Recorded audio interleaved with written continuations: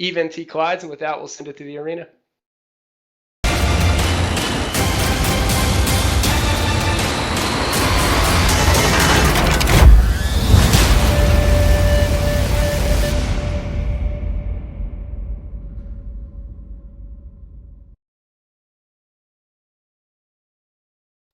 Okay, we are back at Spothing and Suetonia for match 2 of Warlords versus Hard Knocks. We have Warlords bringing a double Barghest. Pity it's not Navy's Corps, Raptor, and 2 Bantam teams. Suetonia, what has Hard Knocks got? So Hard Knocks have got a Slevner Scimitar, 2 Sweeples, and a Garma. So a pretty classic setup. I guess the Garma's kind of weird though. We haven't really seen it in this kind of like classic 80 rush comp setup. Why do you think you prefer a Garma over like a flavour E-War Frig or a bit of extra harder tackle? I guess the Garma does a bit more DPS than the Interceptor. Okay, the match has started. So I think we're going to see Hard Knocks rush right in. Yeah, this is a Minmatar Rush team. They're going straight in. Do they go straight for the Bantams, or they just try and burn through a Barghest? I would assume with those Fipples, they're going to go into the Bantams and just try and nuke them quickly. But those Barghests are going to put so much DPS. Like, look, the Scimitar already taking a big chunk of damage to its shield. And yet we do have a lot going down into this Fipple here of kind of trying to slow him down and get him out of the way. Yeah, these Barghests are going to try and just brawl down this, burn down this Scimitar. They have rapid heavy missile launchers. So if they can't kill the Scimitar, then they're probably going to lose. But if they do kill the Scimitar, then they have a good chance of winning. What do you think about the Planet Pick 6 in the Bantam already dropping down. Those two Swiftles too much for it to handle. Yeah, so, Poppy, what do you think about Lack of Vigil? The lack of vigil apparently doesn't matter much to the Barghest. Oh wait, sorry, I'm looking at the wrong team. I mean they're really struggling to kill the Scimitar, and they've lost a Bantam. Once one Bantam's gone, you know the next one is really quick to follow. But they're actually going for the Raptor here. Yeah, and if the Raptor dies, there's no more tackle on that Scimitar, and that means the rapid heavies aren't going to apply fully.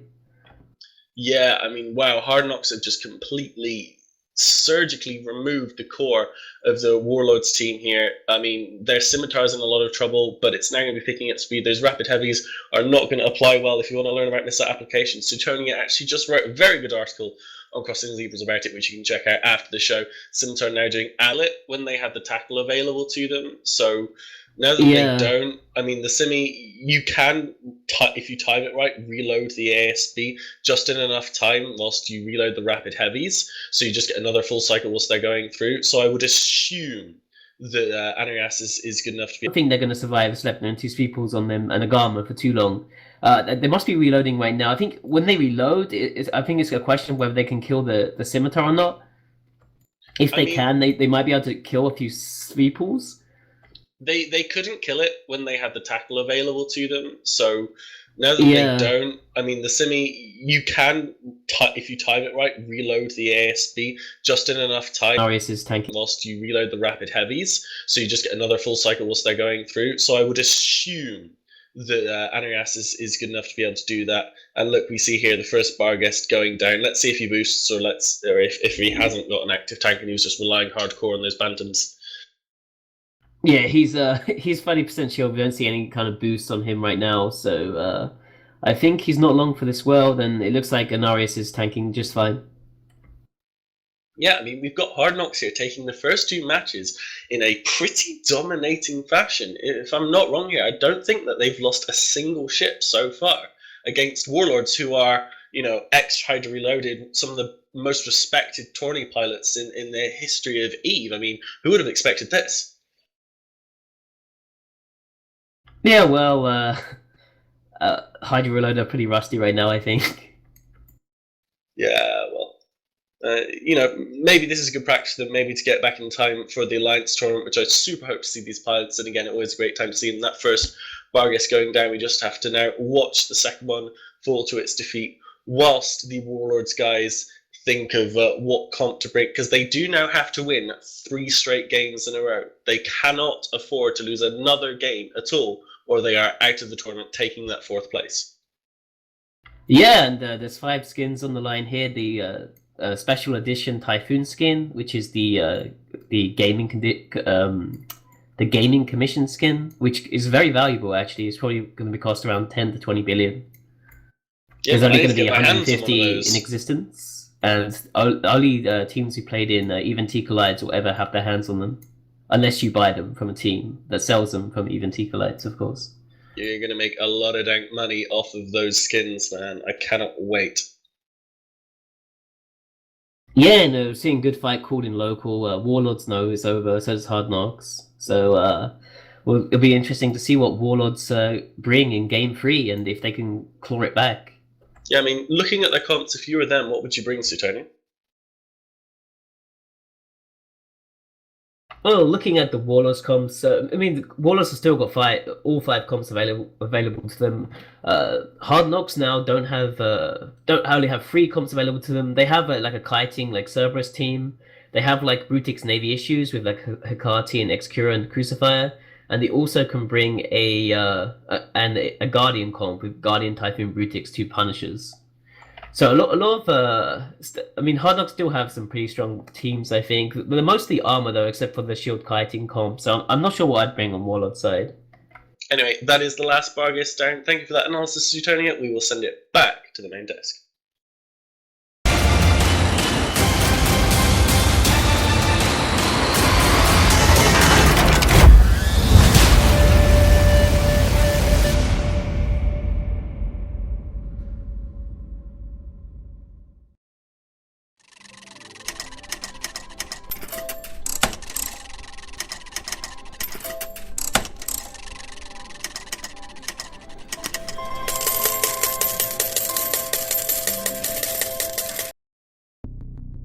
The new high-performance RIG 500 headset from Plantronics is designed to match the skills of an aspiring esport player with the gear they need to win. The new modular system gives you the power to adapt, upgrade, and personalize your headset for the task at hand. The RIG 500 series of gaming headsets are engineered to deliver the perfect combination of durable lightweight comfort in an immersive audio environment. 7.1 surround sound and 24-bit audio provide a stunning 360-degree sound field with directional audio. 40mm drivers with low-frequency resonators provide crisp highs and boosted bass. Clear voice noise-canceling technology provides clear communication to your teammates. From the headset company that equips the pros, the 500 series was crafted to meet the needs of esports and competitive players around the world. The new RIG 500 series of headsets from Plantronics. Respect the training. Reactions win.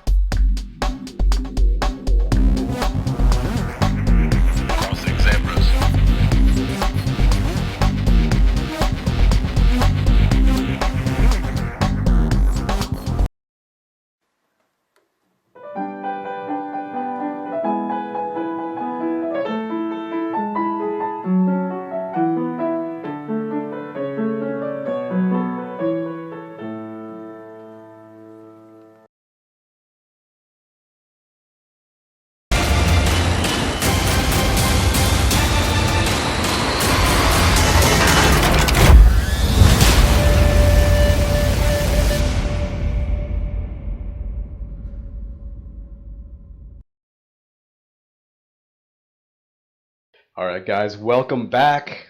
These guys are up against the wall right now. I did not expect it to go this one-sided, but we'll see. We'll see if champions come back. Anyways, answering the questions from last round was what is the scene depicted in the Amarr Force Auxiliary? And if you look on the side in the artwork, it's actually of former Empress Jamel dying horribly to drifters and then kind of ascending to Greater Plane, where she's probably going to get killed again. But anyways, the next question is going to be, what is the name? Oh, hold on, let me get the question. Oh, what is the name of the new faction titan that was announced at FanFest? And you can answer the question in Twitch chat. I think the first 10 people to get it right get a prize. Maybe it's the first 5. I don't know. Rain knows the answer to this. But just answer the question, people, and get a bunch of money. It'll be great. And now I'm going to hand it back over to Squeebles. Thanks.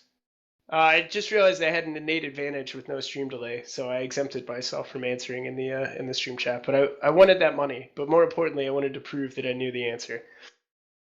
All right. Yeah, I mean, so get that money. I'm trying so hard. I work night and day. All right, so Hard Knocks now 2 matches up on the series. It's the best of 5, and as the commentating team pointed out, this means Warlords is going to have to win 3 straight in a row, which that would be hard against anybody, but especially hard against the team that has just stomped you 2 matches in a row and seems to be in really fine form. So interestingly, though, that match, Hard Knocks fielded a comp similar, if not identical, to the composition that Warlords brought in match 1. So I just wonder, Suetonia, was it a surprise at all, or is it just to be expected that after they lost access to that first comp they brought, they would go for something like a Sleipnir that a lot of teams are so comfortable with? Yeah, I mean, it's a really strong all-around setup. Great. So there were some mistakes made. Well, I shouldn't say mistakes. There were some questionable decisions on the Warlord side as far as planning out that composition. You guys touched on it a little bit, especially with the target painters, but Apotny, why was the Vigil brought up so early? What was it that immediately set off a red flag for you saying, wait a minute, why is there no Vigil on this team?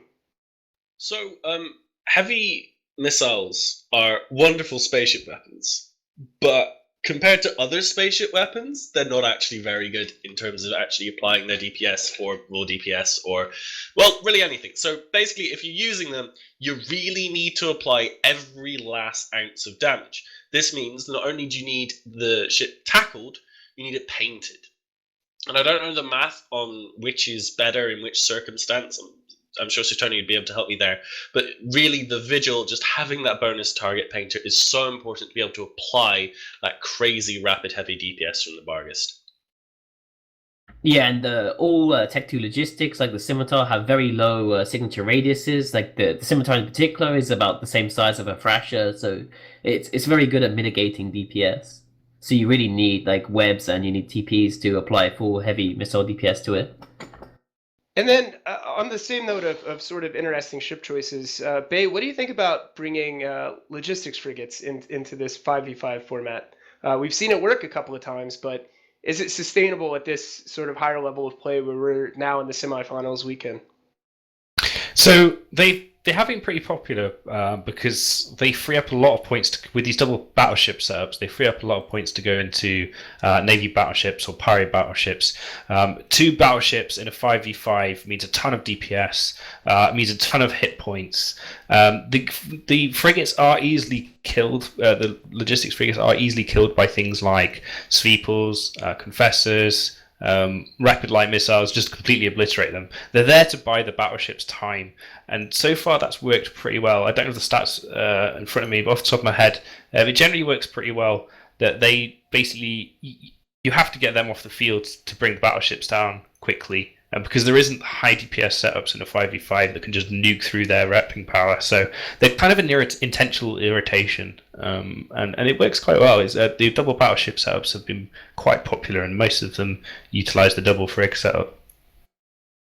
Did not work out well in this specific circumstance because of some really nice Swivel piloting on the Hard Knock side. So nice attempt. I personally really enjoy seeing the Logi frigs in this setup, this 5v5. They have worked in some cases in the larger tournaments in the 12v12 format, but especially here, to your point, where the control is a little bit lower, the DPS is a little bit lower, they've been able to do some pretty miraculous stuff. Along with the logistics frigates, there were a couple other frigates on the field that were interesting, in the words of the commentators, which were the Garmer and the Raptor. So, Apotny, was the Garmer a sensible choice, or was there a better option for those points? So the Garmer's cool in that it does decent DPS from range. It's got the bonus point and the scram. It's kind of light. I mean, with that team, it's a Minmatar rush team, so you'd expect something that's a little more in your face, perhaps. But I mean, I guess it works. Like, it's an interesting variation. I wouldn't call it bad by any means. It's just more an interesting choice. And the Overlord was kind enough to type into TeamSpeak that it was a rocket Garmer, which is, again, the word interesting is getting abused today, but Makes sense here. So Tony, I wanted to ask you about the Raptor. Not a ship we see very often in a tournament setting. Why don't we see it very often, and was there a reason that they used it here? I mean, it does show up from time to time. So the Raptor is really useful as an interceptor because it has a resistance bonus, and it's also an interceptor, so it has the bonus scram range. It also has the 75% MWD bloom reduction. So it's very hard to kill a Raptor until it's like committed in like hard, like it's got like scram web, and you have it where it's like until then it's like very hard to kill it. And then we've already touched on the Bargus, but I just want to bring it up on screen for anybody who's not familiar with the bonuses. It's an interesting vessel. I need to stop saying the word interesting. I apologize. I'm almost doing it to spite myself now. But it has some slightly unique bonuses. It's essentially just a Garmer on crack. Fortunately, they did not fit rockets on the Bargus. So the stats are on screen. Long-range missile damage, not the slowest ship, but also not the fastest. And it has that bonus point range. And then it has, I believe, just one utility high slack, correct? It's not a ship I fly very often.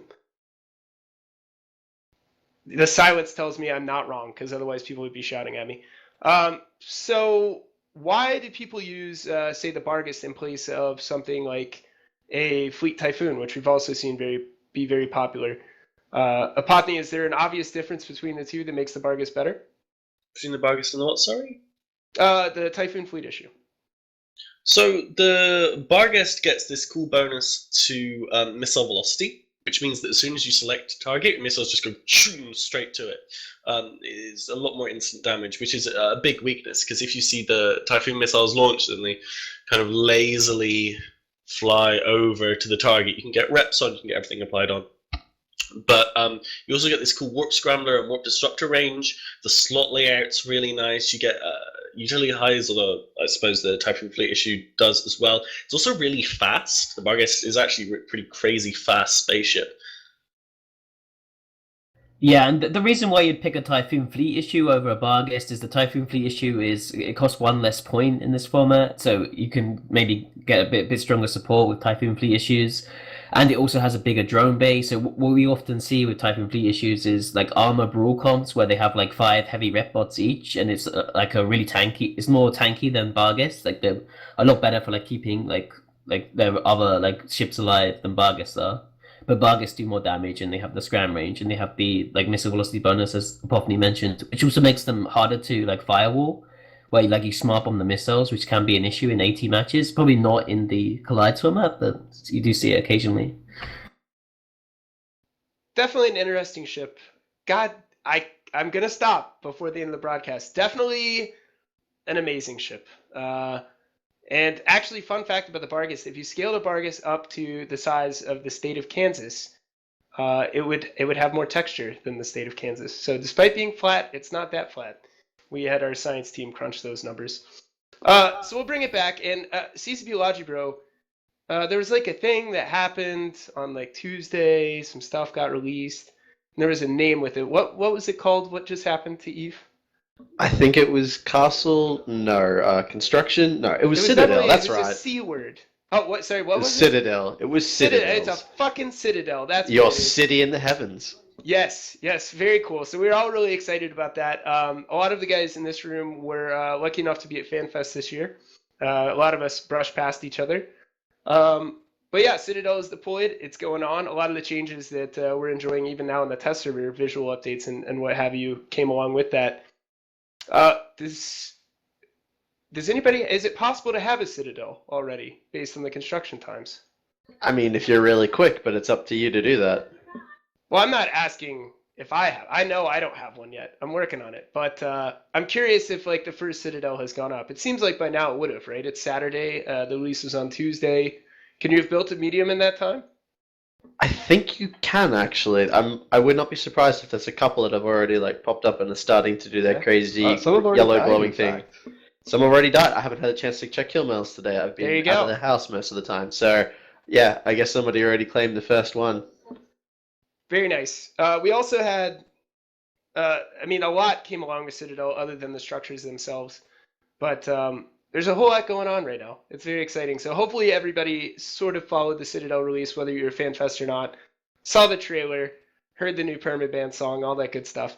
It was a really exciting release, and I'm looking forward to playing with it more as soon as this Icelandic Deathflute has passed.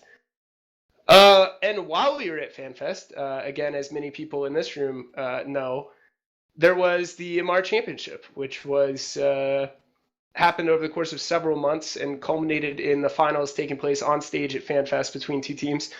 One of those teams actually had two members who are here today playing on the Hard Knock side of today's tournament. They unfortunately did not win the MR Championship. Hoodie Mafia and Anariasis, something like that. Don't envy you guys who had to say that on stage. But they did really well, and it was a fantastic tournament. So congratulations to everybody that participated in that. Some silver magnates, some gold magnates went out, a whole lot of bling. And I'd love to get my hands on those, but I would have to turn to espionage and theft, I think, to get anywhere near them. And I'm not prepared to sink to those lows. Not just yet, anyways. That's pretty much it. We've actually closed betting. We had a scheduled Eve bet for this third match. Wanted to make sure we didn't start the match before that was closed for obvious reasons. That is closing here shortly, so we're actually going to advance the schedule. We're hoping to have the next match queued up for you guys in just a few minutes. What's going on with Warlords right now, Suetonia? Like the Hard Knocks guys, as I just mentioned, a couple of them were on stage competing in a tournament. It might be a little bit fresher, but is Warlords just sort of phoning it in, or is Hard Knocks just en fuego, as they say? Well, I think Warlords want to win 5 skins, so I think they are trying to win, but they just been outpiloted, I think, like these past 2 games. Do you think, Apothmy, are we ready to say that Hard Knocks might be doping? To be what? Doping, the use of steroids. I would never comment on another gentleman's penis. Not necessarily what I'd asked, but I appreciate that we brought that to the table. I'll refrain from asking you questions about other people's penises in the future. Elise, what do you think? Do we need to get the commission in here to investigate, or is Warlords just not having a good day? I mean, sometimes the setups just don't work for you, but in this format, like you get stronger the more setups you have at your disposal, and your opponents get weaker. That's kind of the unique part about this Conquest format. We have yet to see a single team. I believe we have yet to see a single team get eliminated in straight sets. So I don't expect that to happen again, and I don't know if they can win 3 in a row. But it's definitely something that the Warlords team is capable of. They've done it in the Alliance tournament before. They've come back from a deficit. They've come up from the losers bracket to get pretty far. So I'm pretty sure they're going to do great. Yeah, and it's something that everybody who works behind the scenes in these tournaments, we hate the idea of a 3-0 clean sweep. The more matches, the better in our mind.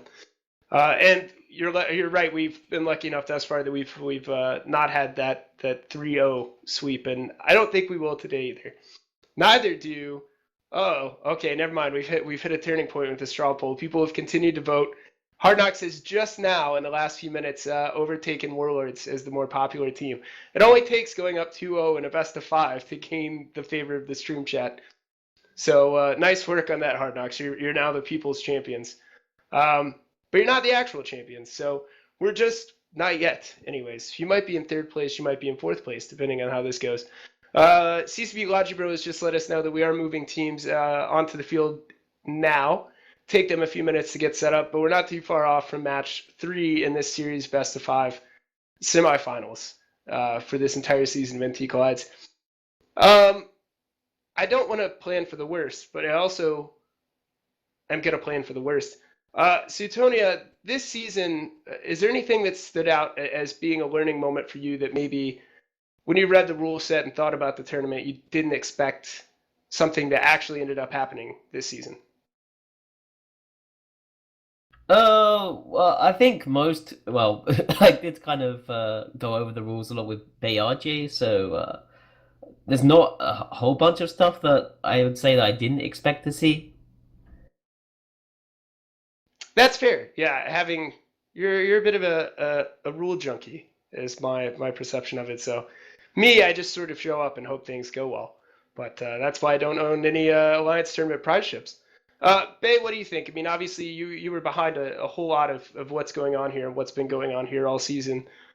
Did anything sort of make you take a step back and say like, oh, we didn't think this was going to go this way? No, I don't think anything's taken us completely by surprise. I was surprised with the lack of heavy interdictors. I thought they would be something that was going to be really powerful and kind of dominate the meta after they were released. We've got the Onyxes in the Kaiti missile setups, used to great effect by, I think it was Volta, to just stop the enemy dead in their tracks. I thought they would see more of that, but we haven't. And that might have been just because the way we kind of we set them up, we only allowed them to have I think it was 2 scrams at maximum, and also we raised the points to them a little bit. So that might be why. I think at 10 points, if they stay at 10 points for Alliance Tournament as they were last year, or was it 11, then they will be pretty strong tackle ships in a 12-man setup. But I guess maybe in 5, having one ship dedicated to tackle, there's quite a lot of points.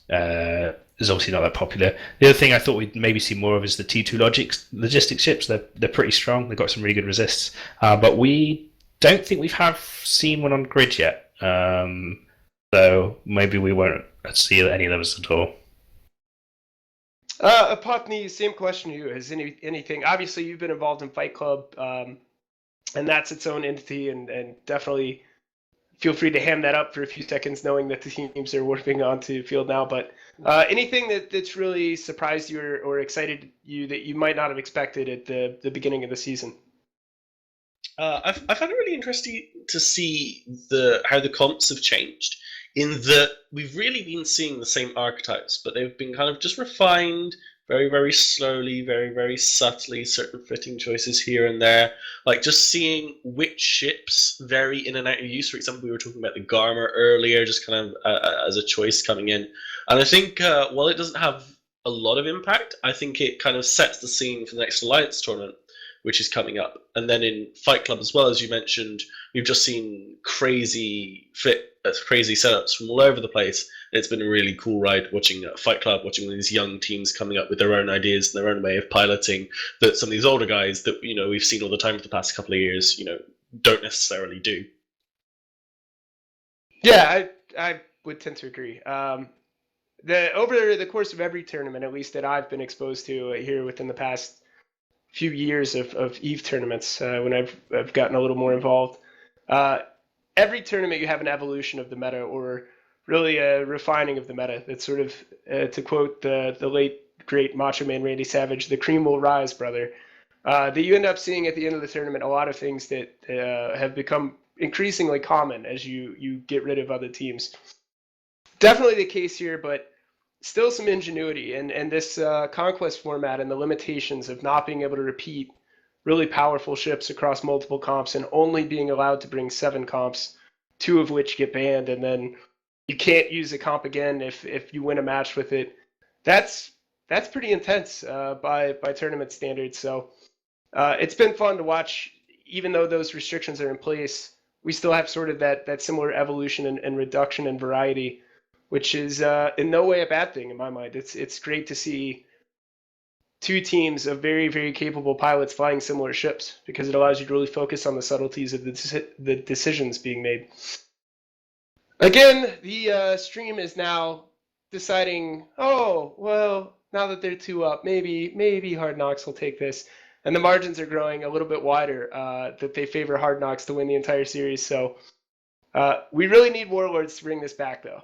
Nobody, other than the people who place their bets on evebet.com, nobody wants to see a clean sweep of 3-0 in favor of Hard Knocks, even though I love them and they seem to be just having a fantastic day today. We're just now waiting on the teams to say they're ready. They're on grid. They look good. They look great. I mean, look at these guys. Great shape. All their warp ends. They're all in their ships. They probably have ammo in all their ships. It's going to be a good match. So thanks for tuning in, everybody. Again, this is the semifinals. So this is the first weekend of the season that we'll be doing 2 broadcasts in a row because of some scheduling issues. Excuse me, Icelandic Death Flu.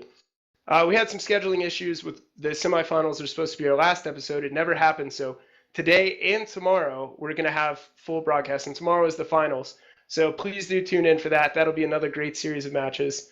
But hopefully we're not done here. Great. And I just got the word that the teams are ready. Super excited about this.